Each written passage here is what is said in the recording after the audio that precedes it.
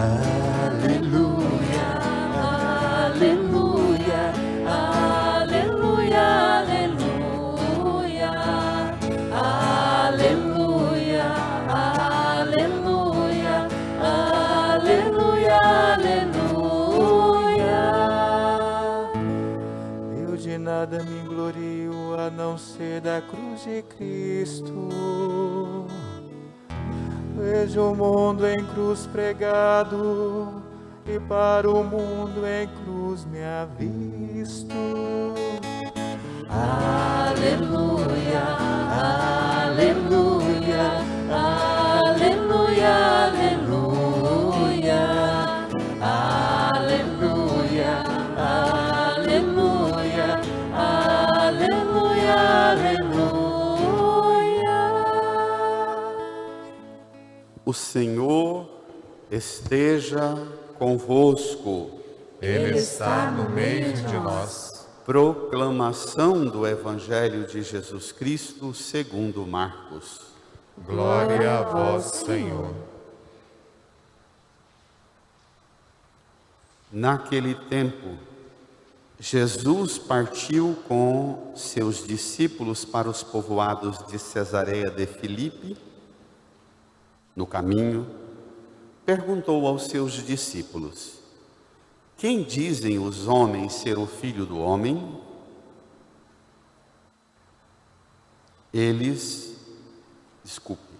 Quem dizem os homens que eu sou? Eles responderam: alguns dizem que tu és João Batista, outros que és Elias, outros ainda que és um dos profetas. Então Jesus perguntou: e vós, quem dizeis que eu sou? Pedro respondeu: tu és o Messias. Jesus proibiu-lhe severamente de falar a alguém a seu respeito. Em seguida, começou a ensiná-los, dizendo que o Filho do Homem devia sofrer muito, ser rejeitado pelos anciãos, pelos sumos sacerdotes e doutores da lei. Devia ser morto e ressuscitar depois de 3 dias. Ele dizia isso abertamente. Então Pedro tomou Jesus à parte e começou a repreendê-lo. Jesus voltou-se, olhou para os discípulos e repreendeu a Pedro, dizendo: vai para longe de mim, Satanás. Tu não pensas como Deus, e sim como os homens. Então chamou a multidão com seus discípulos e disse: se alguém me quer seguir, renuncie a si mesmo, tome a sua cruz e me siga. Pois quem quiser salvar a sua vida, vai perdê-la. Mas quem perder a sua vida por causa de mim e do Evangelho, vai salvá-la. Palavra da salvação. Glória a vós, Senhor. Aleluia, aleluia, aleluia, aleluia, aleluia, aleluia, aleluia. Sentados, no silêncio, rezemos no íntimo do nosso coração, peçamos o auxílio do Espírito Santo, pois só Ele pode fazer-nos compreender plenamente a palavra da Escritura. Supliquemos o seu auxílio.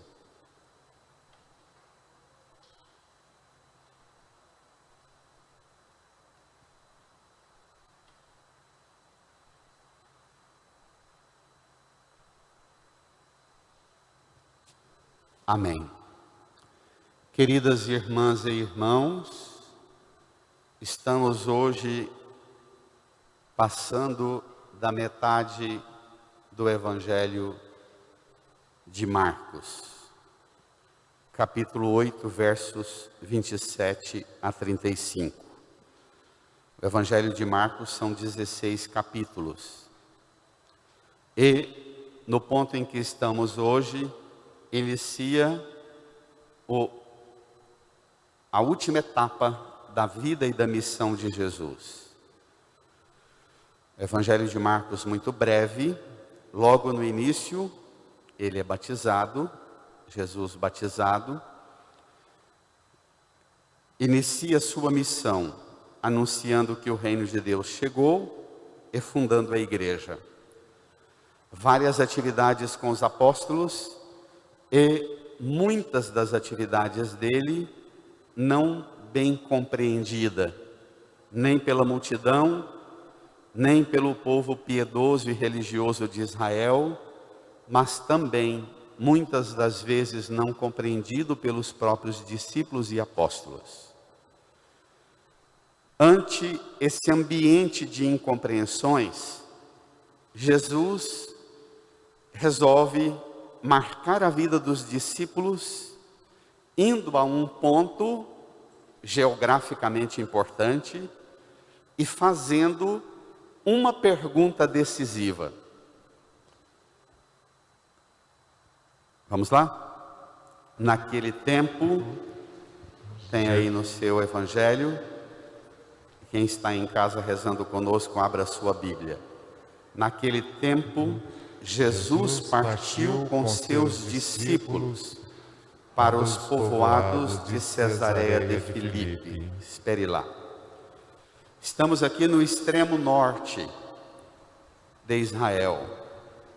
Cesareia de Filipe, uma construção em homenagem ao imperador, num lugar de importância grandiosa para Israel. As nascentes, as minas do Rio Jordão, lá na cabeceira, perto do Líbano e da Síria, no alto. Especificamente a nascente do rio Dan, um córregozinho fino que nasce no meio das montanhas. Entre o encravado gigantesco das montanhas, aquela mina d'água cristalina que desce em meio às montanhas e ao Vale do Jordão, e fecunda o Vale do Jordão, o pedaço de terra mais fértil do mundo, que tem como limite esta nascente do Dan e o Mar Morto, que do vale, chegando ao Mar Morto, se subia as cordilheiras montanhosas e chega a Jerusalém. Então, Jesus vai parar nesse lugar, porque aconteceu, nós estamos aí no versículo 27, do capítulo 8. Do versículo 1 ao 21, aconteceu a segunda multiplicação de pães. A primeira não foi bem entendida, e a segunda também não. Terminada a segunda multiplicação de pães, os judeus chegam, sempre os judeus vindos de Jerusalém, e fazem algumas provocações a Jesus, dizendo: você fez milagre para essa turba, essa multidão insana, mas para nós, que sinal para nós, que temos fé, que somos instruídos na religião, que temos doutrina, tradição, costumes bem, arquetipicamente bem herdados. Que sinal você realiza? Jesus diz: para vocês nenhum. E depois Jesus volta-se para os discípulos e diz: tomem cuidado com o fermento deles. Não brinque com essa gente. E os discípulos ficam desconcertados. Por que Jesus está falando para a gente tomar cuidado com o fermento? Será que é porque nós viemos cá para cima e não trouxemos pão? E Jesus diz: vocês realmente continuam me seguindo, mas vocês não tiram da mente motivações muito rasas para me seguir. Tudo o que vocês pensam o tempo inteiro é em me seguir e em temas para falar comigo das necessidades, dos desejos, das vontades. Vocês não tiram o olho do umbigo. E aí, Jesus diz assim, imediatamente antes do versículo 27, Jesus diz assim aos discípulos, vocês têm o coração endurecido. Vocês têm olhos e não veem, vocês têm ouvidos e não ouvem. Lembra que domingo passado foi a cura do surdo que falava com dificuldade. E aqui ele diz, vocês estão me seguindo, vendo milagres, mas vocês continuam tendo ouvido, mas não ouvem. Esse é o verdadeiro surdo. Esse é o verdadeiro cego. Tem olho, mas não vê. Aí, Jesus diz, vamos embora ali comigo. Vamos lá para a cabeceira da nascente do rio. Lá, a gente avista a parte toda do norte ao sul de Israel, o Vale do Jordão, que eu quero propor a vocês uma conversa. Vamos ver? Preste atenção. No caminho perguntou aos discípulos, bradem. Quem dizem os homens que eu sou? Eu li um texto maravilhoso essa semana sobre no caminho, Jesus pergunta. E é assim mesmo. Jesus sempre faz perguntas profundas a nós no caminho de nossa vida. É no caminho das nossas lidas, entre o trabalho, entre a família, entre a diversão, entre as responsabilidades. É no caminho entre o quarto e a sala, a cozinha e a cama. É sempre no caminho que as perguntas vêm. Que sentido tem o que eu estou fazendo? Para que eu estou onde estou? No caminho, a gente precisa aprender entre uma atividade e outra. Quer dizer, no caminho, a gente precisa perguntar as motivações, as razões mais profundas. E ele pergunta, não para os discípulos diretamente, mas fala-lhes, o que o povo está falando sobre mim? Os discípulos fazem uma avaliação trágica, vamos lá? Quem dizem os homens que eu sou? Eles responderam, Alguns dizem que tu és João Batista, outros que és Elias, outros ainda que é um dos profetas. Pronto, Jesus, tá bonito o que o senhor está fazendo, é emocionante o que o senhor ensina, apaixonante os gestos do Senhor, tomar o pão, dar graças, partir. Primeira multiplicação dos pães sobraram 12 cestos, a segunda sobraram 7 cestos. Ih, mas tá bom demais. Agora, a opinião pública acerca do Senhor, a sondagem de aceitação dos líderes políticos, não é? Ou aprovação da marca, ou aprovação da igreja. O que você acha da instituição tal? É uma sondagem de percepção, de reconhecimento ou não. Os discípulos dizem, agora, com relação a quem é o Senhor, não está tranquilo, não está resolvido. Para a multidão, o Senhor é algum dos profetas. Profeta, no Antigo Testamento inteiro, eram os homens e as mulheres que preparavam o povo para os grandes feitos de Deus. E nas promessas do Antigo Testamento, o maior feito de Deus seria a intervenção de Deus na história através de um Messias. Deus faria uma intervenção e os profetas são os preparadores para a chegada do Messias. Então, quando eles dizem que o Senhor é algum dos profetas, Jeremias, João Batista, e põe Jesus na linhagem de profeta, diz que, no máximo, o Senhor é algum corresponde a um dos grandes personagens que já vieram, mas o Senhor ainda não impactou. A marca do Senhor, o nome do Senhor ainda não ganha eleição. Está entendendo? Está entendendo? O Senhor ainda não causa um impacto na compreensão da turma. E aí Jesus não para o caminho, mas continua a avaliação. Duas perguntas que Jesus faz. Com quem eu convivo e com quem você convive, o que essas pessoas falam sobre Jesus? E agora ele dirige a pergunta a nós. Versículo 29. Então ele perguntou, bradem. E vós, quem dizeis que eu sou? E para vocês, quem eu sou? O que vocês falam sobre mim convence essa multidão? A casa de vocês, a família de vocês, fica convencida com o que vocês falam sobre mim? As pessoas que trabalham com vocês. Vocês, quando falam sobre mim, causam algum impacto na percepção que o povo tem acerca do plano de Deus através da minha missão aqui?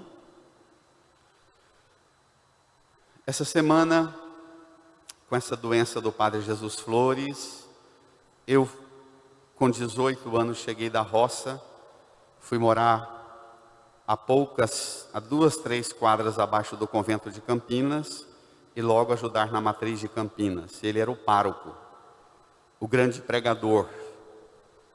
Marcou-me profundamente. Ele doente essa semana toda, e foi um tempo de muita avaliação da minha identidade de discípulo de Jesus e de observância daquilo que um mestre à altura de Jesus Flores ensinou-me. Eu fui muito mexido por esta pergunta de Jesus. E para você, quem eu sou? Até hoje, o que a igreja investiu em mim, na minha formação, no seminário, o que a igreja faz para sustentar-me no serviço de sacerdote, até hoje, que compreensão eu tenho acerca de Jesus? Quem é Jesus na minha identidade e na sua identidade mais genuína? Os judeus queriam milagres, os discípulos discutiam sobre pão, e Jesus está discutindo acerca de sentido profundo que você tem para me seguir. Qual é a motivação mais profunda? Aquilo que te preenche aqui e te move a seguir-me. Simão Pedro respondeu, bradem. Tu és o Messias. Pronto, resposta maravilhosa, tu és o Messias. Dentro de 16, pregando esse texto, diz assim, resposta certa, sem dúvida alguma, mas resposta ainda insuficiente. Dado que Jesus sente a necessidade de a especificar. Jesus percebe que as pessoas poderiam servir-se desta resposta de Pedro, tu és o Messias. As pessoas poderiam servir-se desta resposta para desígnios que não são os seus. As pessoas poderiam usar esta resposta de Pedro, tu és o Messias, para suscitar nos ouvintes falsas esperanças temporais sobre ele, as coisas daqui. Jesus não se deixa bloquear nos simples atributos do libertador humano que muitos esperavam, um líder político, um Messias terreno, um restaurador do reino de Davi, um país com menos de 400 quilômetros de comprimento, menos de 200 de largura. E Assim que Pedro responde, Jesus fala: "Psst, quieta, rapaz, guarda isso." Vamos ver? Quando Pedro responde: "Tu és o Messias", versículo 30, bradem. Jesus proibiu-lhes severamente de falar a alguém a seu respeito. Pedro, a partir de agora, não conte para ninguém que eu sou o Messias, porque antes de contar a alguém que eu sou o Messias, você, Pedro, e nós, precisamos fazer uma pergunta dificílima. Que tipo de Messias nós pensamos que Jesus é? Porque tem muitos tipos de Messias, não tem? Na política brasileira, a gente vê, a cada 4 anos aparece um modelo, uma idealização de que agora vai resolver. Jesus proíbe e diz assim: antes de saírem pregando por aí que eu sou o Messias, eu vou dizer a vocês que tipo de Messias eu sou. E aí, pronto, lá vem a crise de novo. Lá vem o baque. Por quê? É difícil demais, depois de um certo tempo que a gente está na fé, na igreja, depois de uns anos de caminhada na fé, é difícil demais permitir que alguém mexa na compreensão religiosa da gente. Essas compreensões, geralmente, elas vão cimentando, virando rocha bruta, e elas não ampliam, não crescem.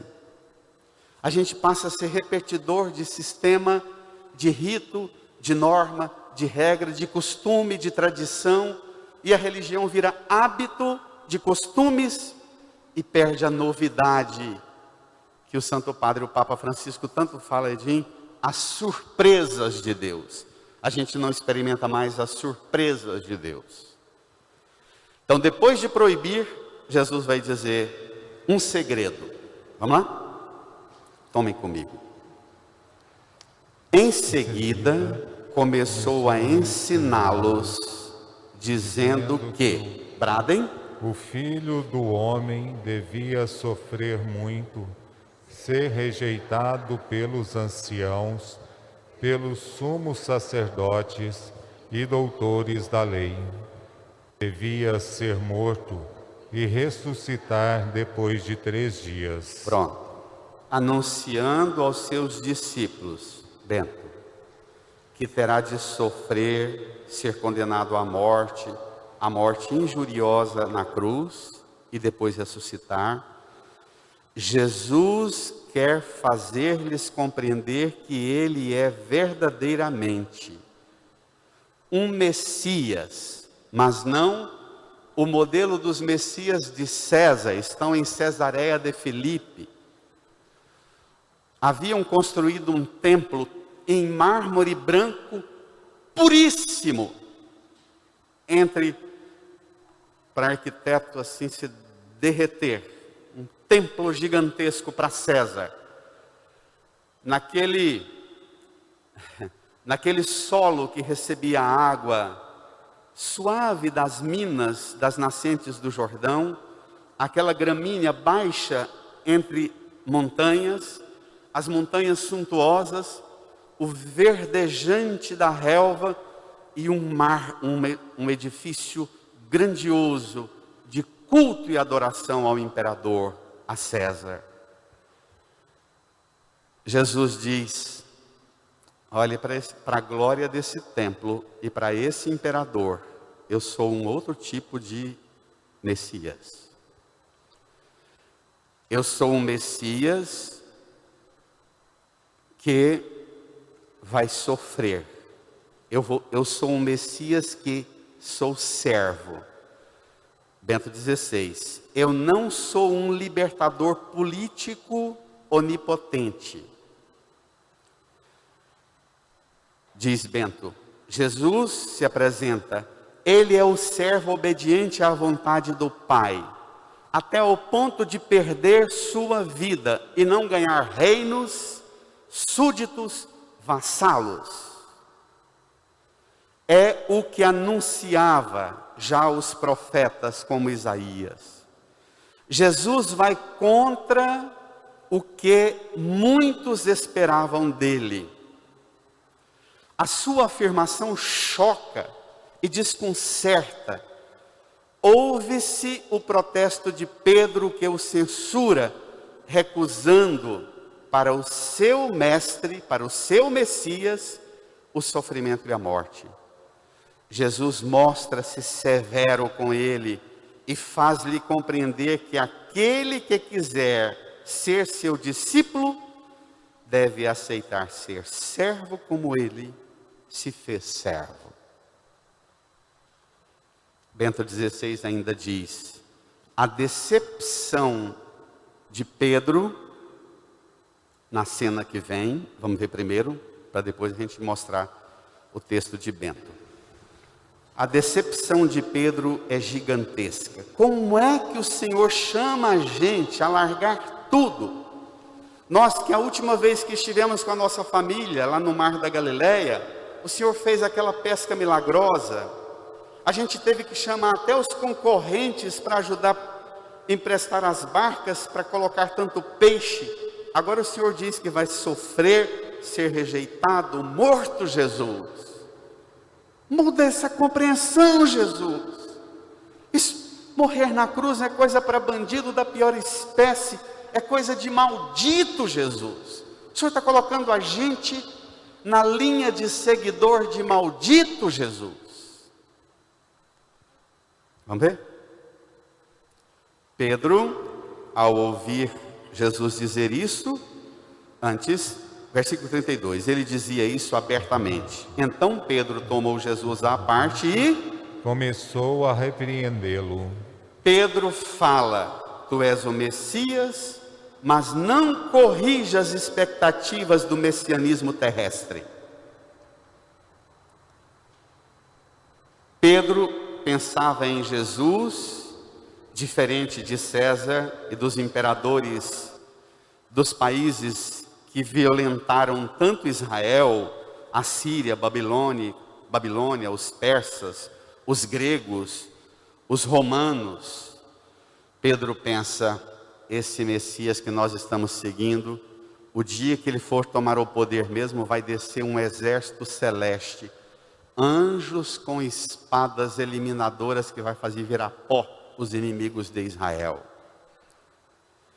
Jesus diz a Pedro, no aprofundamento de Pedro, de Bento, que eu sintetizo, Jesus diz: Pedro, meu exército são vocês que me seguem, e a minha arma é a minha entrega na cruz, é aceitar ser rejeitado, sofrer e morrer para dizer ao mundo que o único remédio para o mundo é a minha entrega, é o meu sangue, é a minha carne oferecida para ser pão e bebida de salvação.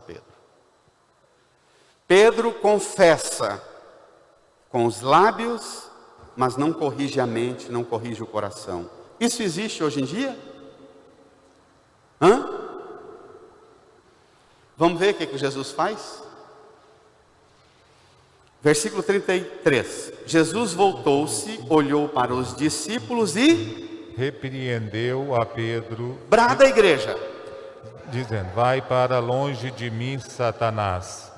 Tu não pensas como Deus, e sim como os homens. Ai, ai, ai. Como é que você, pai e mãe, vai ensinar para suas crianças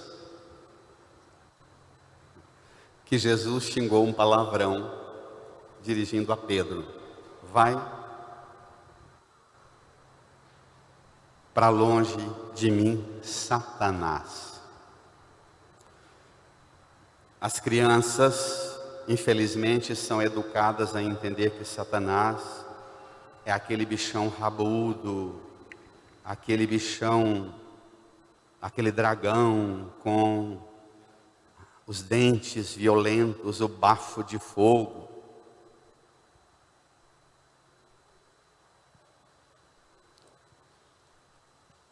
Mas hoje você vai levar um susto. O que é ser Satanás?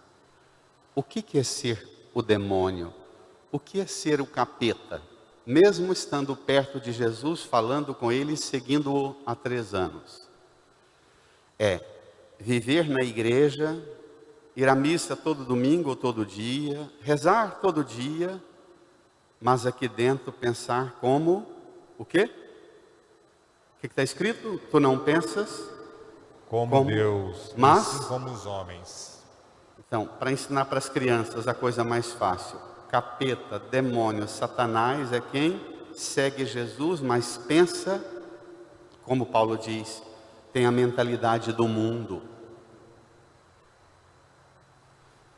Tire da criança aquela imagem pavorosa do capeta e aproxime da criança a possibilidade de cada uma e cada um de nós ser o capeta, o Satanás.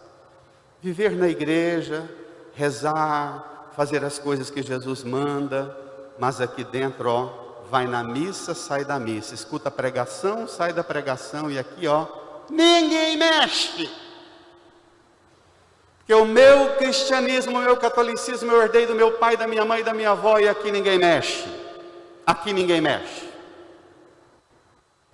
Se ninguém mexe aqui e aqui, você pode ser um Satanás.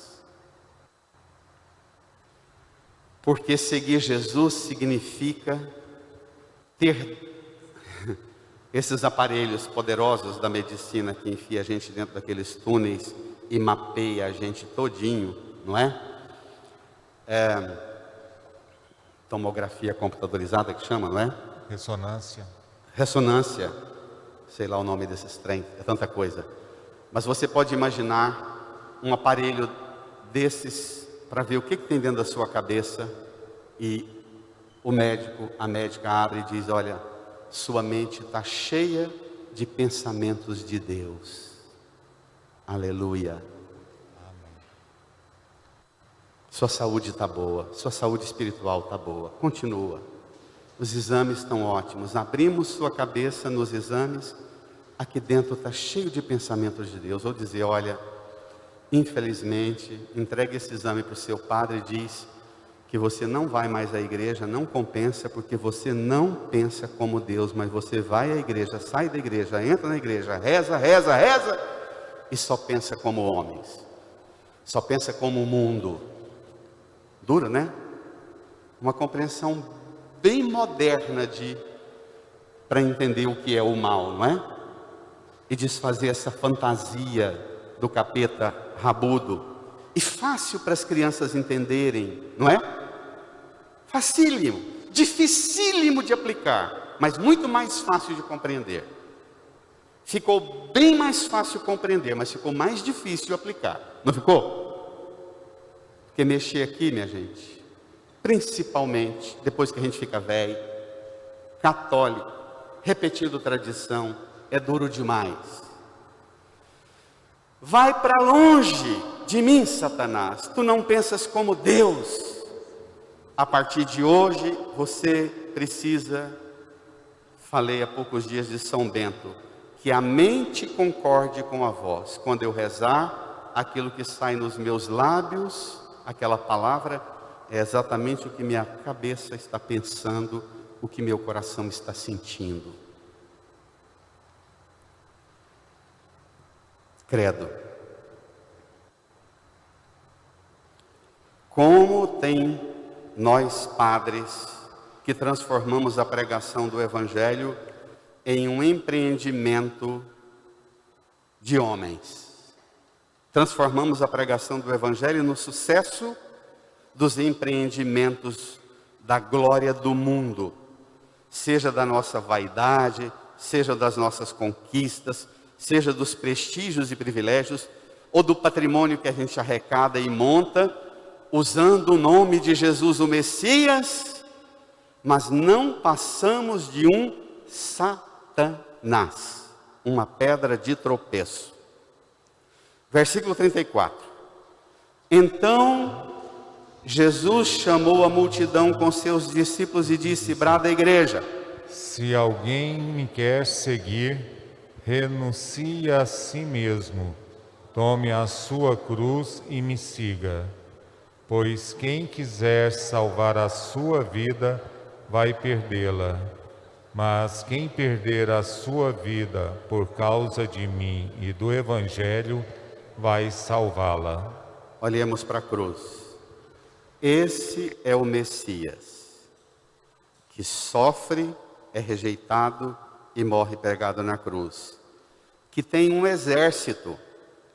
Qual é o exército desse Messias? Um Messias que tem um exército de carregadores de cruz.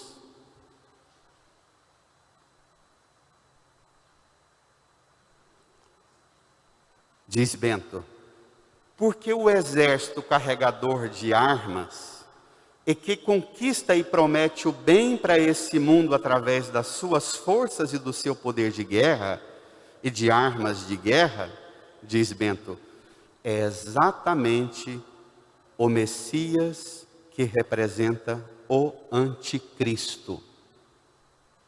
Repito, Bento 16.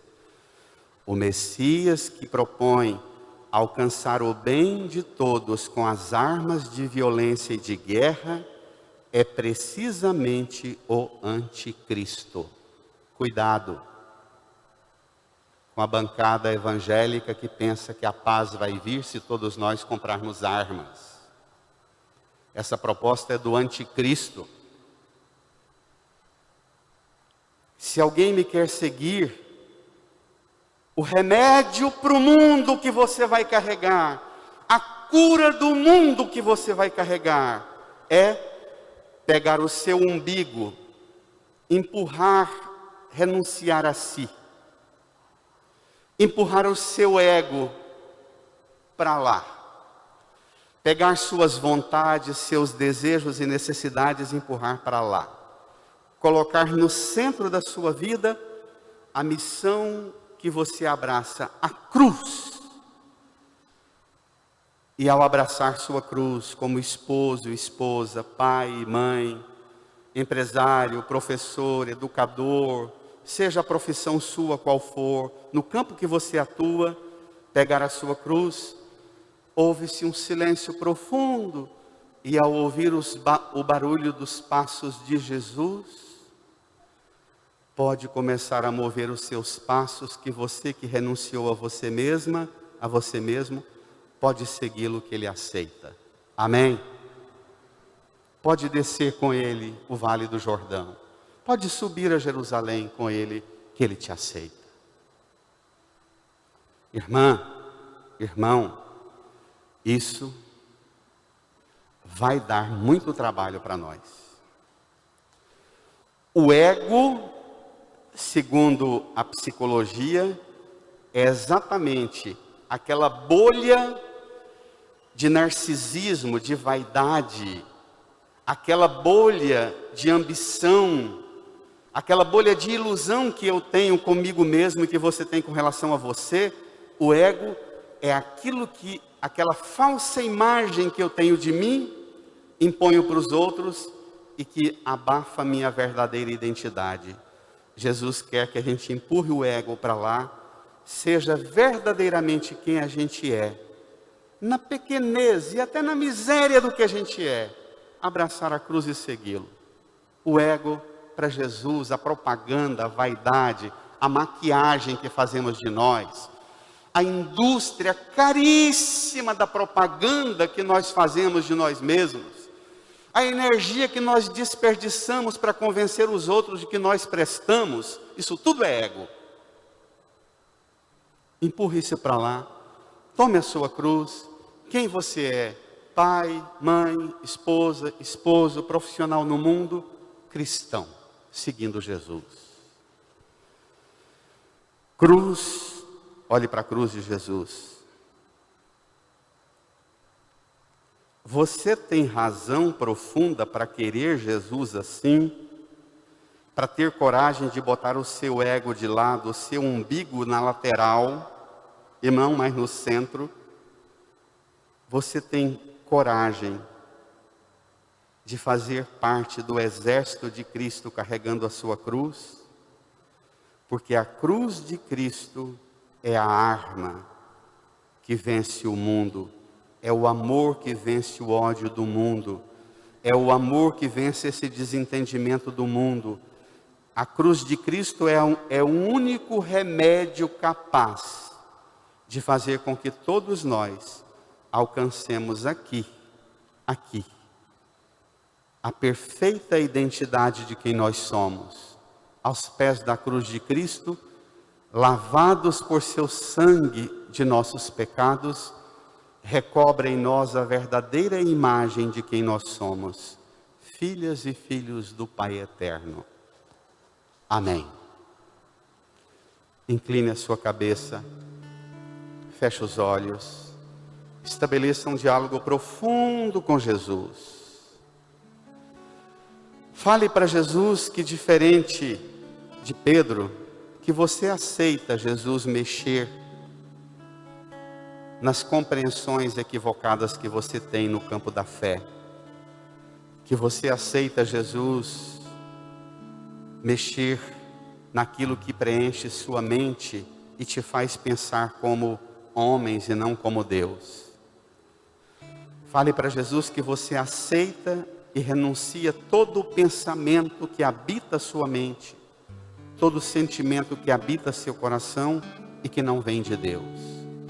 Que você renuncia a isso, que você põe isso de lado e você quer somente pensar como Deus, sentir como Deus, tomar sua missão, sua cruz e seguir Jesus, experimentando o amor dele plenamente. Fale com ele. Eu não sou nada e do pó nasci, mas tu me amas e morrestes por mim.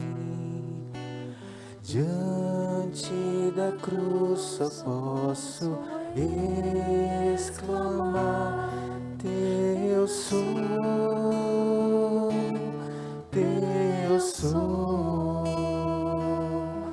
Toma minhas mãos, te peço, toma meus lábios, te amo, toma minha vida, ó Pai, Teu sou, Teu sou, Teu sou, Teu sou. Eu não sou nada aqui do pó, mas tu me amas, mas tu me amas e morrestes por mim. Diante da cruz, diante da cruz, só posso exclamar: Teu sou, Teu sou. Toma minhas mãos, te peço, toma meus lábios, te amo, toma minha vida, ó Pai, Teu sou, Teu sou. Toma minha mão, canta. Toma minhas mãos, Fiquemos em pé. te peço, toma meus lábios, te amo, toma minha vida, ó Pai, Teu sou, Teu sou.